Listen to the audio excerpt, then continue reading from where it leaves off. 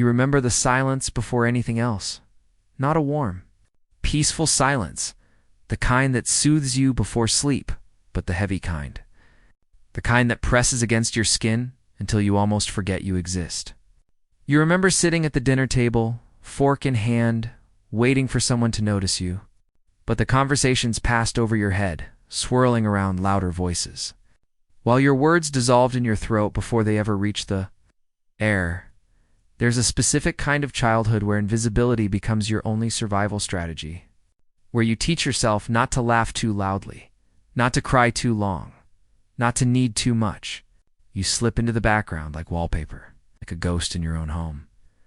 Maybe they called you the easy child, the one who never caused trouble, the one who could play alone for hours without complaint. To the outside world, you looked mature, self-sufficient, almost perfect. But inside, you were carrying a secret wound. No one really saw you. Your invisibility wasn't a choice, it was an adaptation. Because in your young mind, you believed that if you demanded too much or shined too brightly, you might break the fragile balance in the family. So you chose silence. You chose smallness. You chose to erase parts of yourself, just to belong. But here's the paradox. The more invisible you became, the more the world confirmed that invisibility. The quieter you were, the more people forgot to ask. The more self-sufficient you seemed, the less anyone thought you needed help.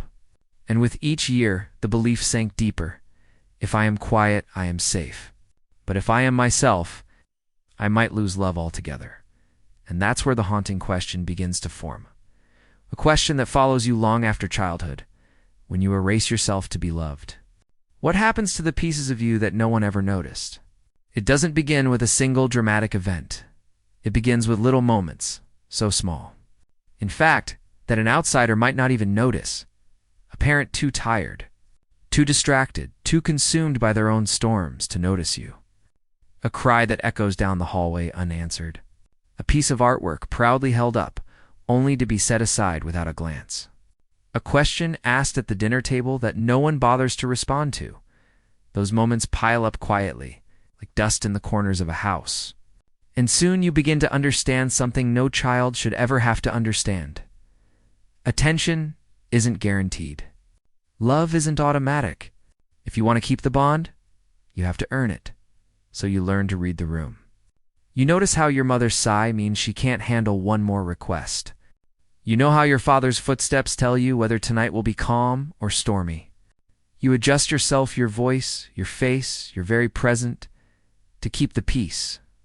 You become an expert in the unspoken language of moods. This is what psychologists call parentification.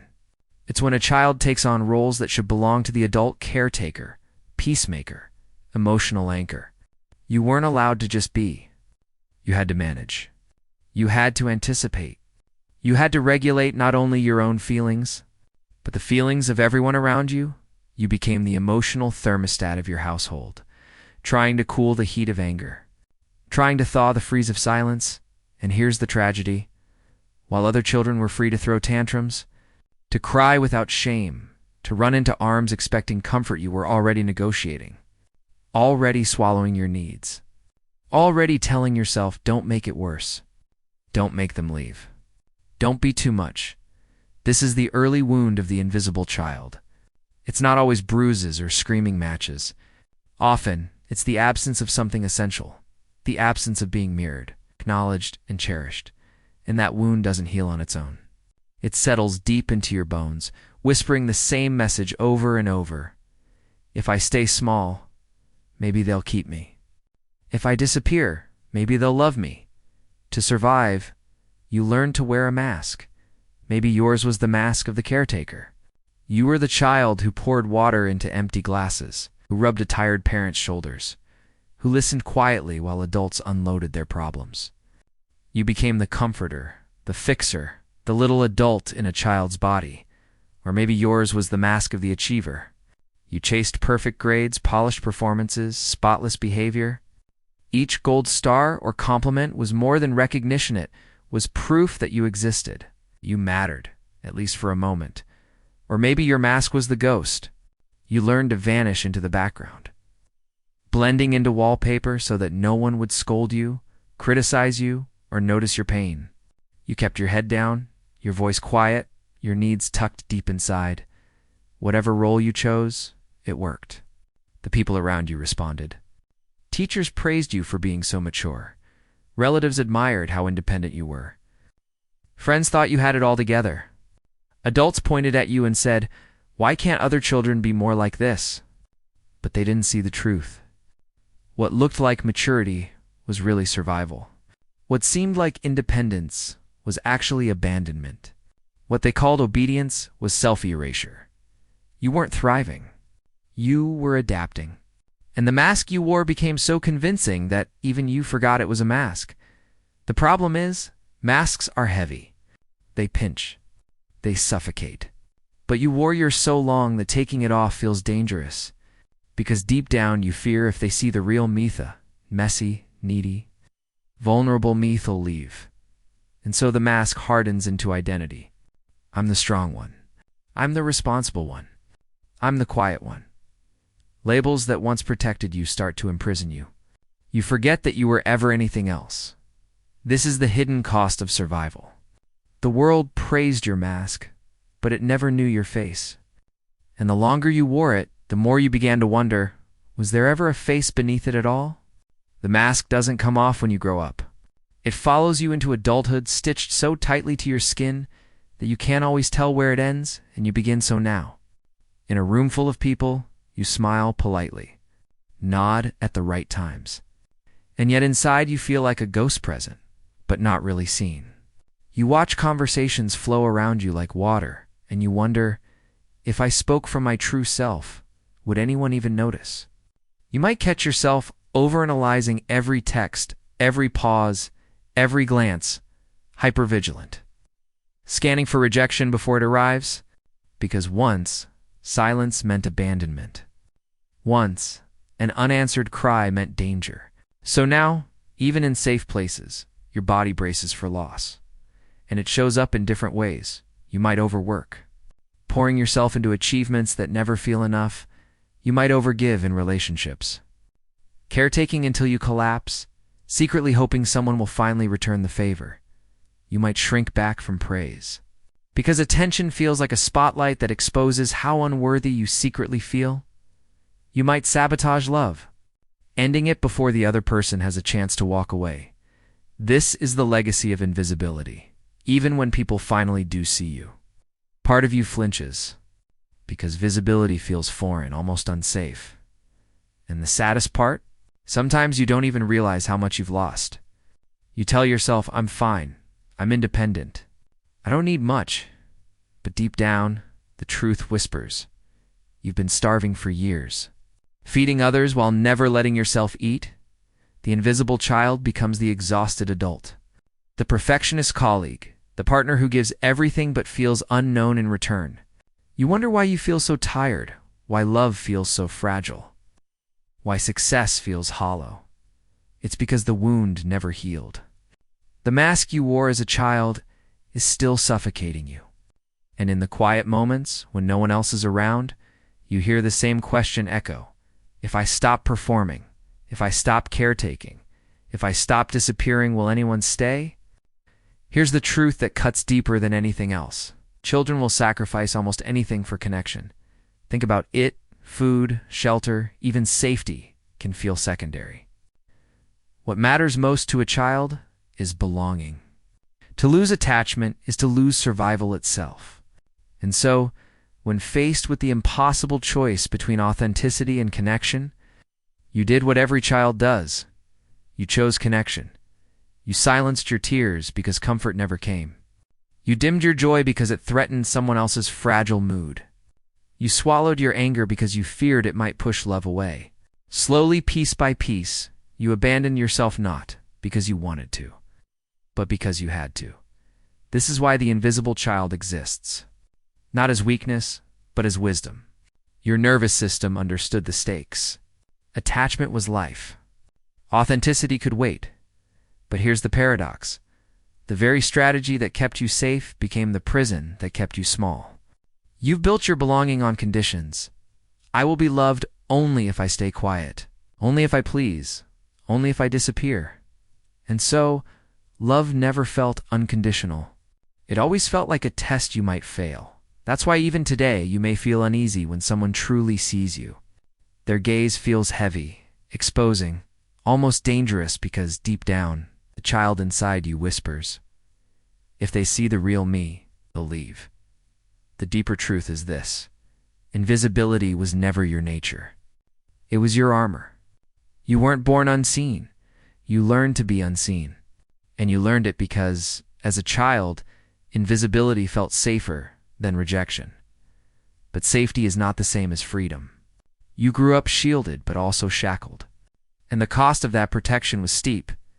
You lost touch with the messy, radiant, authentic parts of yourself. The parts that laughed too loud. The parts that cried too hard. The parts that wanted, needed, demanded. Children will do anything for belonging, even abandon themselves. And so, here you are, an adult still carrying that buried child, waiting for someone, anyone, to say, I see you. I hear you. You matter. There comes a moment when the truth can no longer be ignored. You wait for the parent who never apologized. You wait for the teacher who never noticed. You wait for someone to finally say the words you needed all along. You mattered. You were enough. I see you, but the waiting never ends. The rescue never comes. And here is the hardest truth. No one is coming to save the child you buried. The people who should have protected you may never change.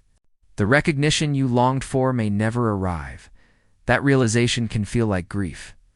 It can feel like a second abandonment. But it can also become the turning point.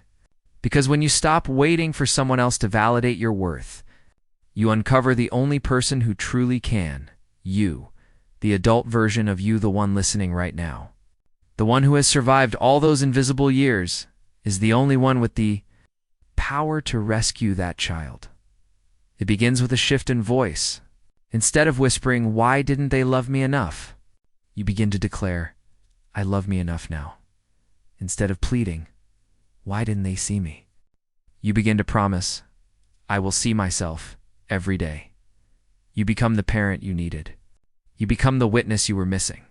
You begin to reparent that younger self with patience, with compassion, with the protection they deserved. And this is the moment the story bends. The tragedy of invisibility doesn't end in silence, ends in recognition. Not theirs, but yours. Because the truth is, you are not powerless anymore. As a child, you couldn't choose. But as an adult, you can. You can choose to stop erasing yourself. You can choose to step out of the shadows. You can choose to meet the eyes of that inner child and say, I will never leave you invisible again. The invisible child is waiting not for them, but for you. So how do you begin to heal a wound that was written in silence? How do you bring visibility to the child who learned to disappear? It begins with acknowledgement. You cannot heal what you still deny. You have to look at the places in you that feel too small, too needy, too broken, and admit, this is me. This is where the pain lives. The invisible child cannot stay invisible if you want to be. Whole healing often starts with shadow work, the act of turning toward the parts of yourself you once rejected. The messy parts, the demanding parts, the emotional parts. These are not flaws. They are fragments of your authentic self, waiting to be reclaimed. Shadow work means holding a lantern to those dark corners and saying, I won't exile you anymore. Then comes the practice of inner child work. This is where you reconnect with the younger version of yourself. The one who sat at the dinner table waiting to be noticed, the one who whispered questions into silence. You can close your eyes and picture them. What do they look like? What are they feeling? And then you ask the question no one ever asked. What did you need back then that you never got? Maybe the answer is comfort. Maybe it's encouragement. Maybe it's permission to play, to cry, to take up space without fear. Whatever the answer, your task now is to provide it. Speak to that child the way you wish someone had spoken to you. I see you. You are safe with me. You never have to disappear again. This doesn't happen all at once. Healing is not a single dramatic moment, it's a daily practice. It's building rituals of care, journaling to give your inner child a voice, setting boundaries to protect your energy, resting without guilt, learning to say no without shame. It's surrounding yourself with relationships where visibility is safe, not punished. And perhaps most importantly, it's about learning to tolerate visibility, to allow yourself to be seen in all your imperfection. At first, it feels foreign, even terrifying, like stepping out into sunlight after years underground. But over time, your body begins to trust it.